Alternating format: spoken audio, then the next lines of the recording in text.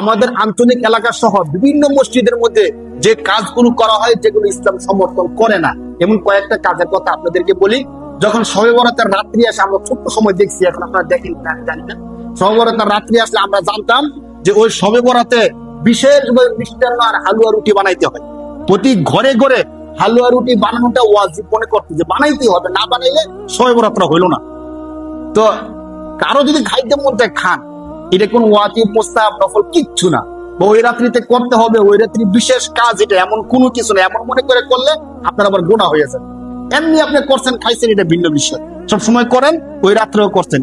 কিন্তু যদি ওই রাত্রিতে করতে হয়, করলে সওয়াব পাওয়া যায় এমন মনে করে করলে গুনাহ হবে।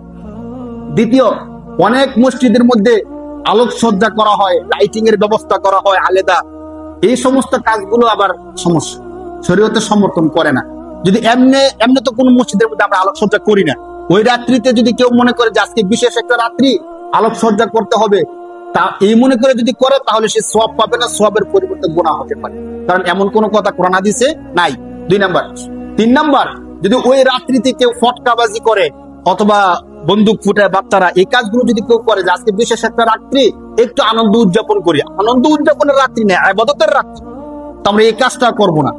আরেকটা কাজ আমরা অনেকে করে, মনে করে যে আজকে বিশেষ একটা রাত্রি, সারা এলাকা ঘুরাঘুরি করতে হবে, সে ইবাদত ছেড়ে দিয়ে দেখবেন রাস্তায় রাস্তায় ঘুরতেছে ঘুরতেছে, পার্টি করতেছে, বিভিন্ন খাবার দাবার আয়োজন করতেছে। আরে কি এমন কেন? তো আজকে একটা বিশেষ রাত্রি, শবে বরাতের রাত্রি, খাবার দাবারের আয়োজন করলাম, পার্টি দিলাম একটা, সারা এলাকার মধ্যে ঘোরাঘুরি করতেছে, এমন করাটা ঠিক না। তুমি যদি এমন হয় যে আপনি চিন্তা করছেন সারা রাত্র ইবাদত করবেন, তো ইবাদত করতে গিয়ে ঘুম এসে পড়ছে, তো আপনি চিন্তা করেন আমি একটু হাঁটাহাঁটি করে জিকির আজকার করি, তাহলে আমার ঘুমটা চলে যাবে, এটা ভিন্ন একটা বিষয়। অথবা রাস্তাতে হাঁটতেছেন, আপনি কবর জিয়ারত করার জন্য যাইতেছেন, এটা সমস্যা না। বাকি শুধু শুধু যিনি ঘোরাঘুরি করেন, এটা আবার কোরআন হাদিস দ্বারা সমর্থন করে না।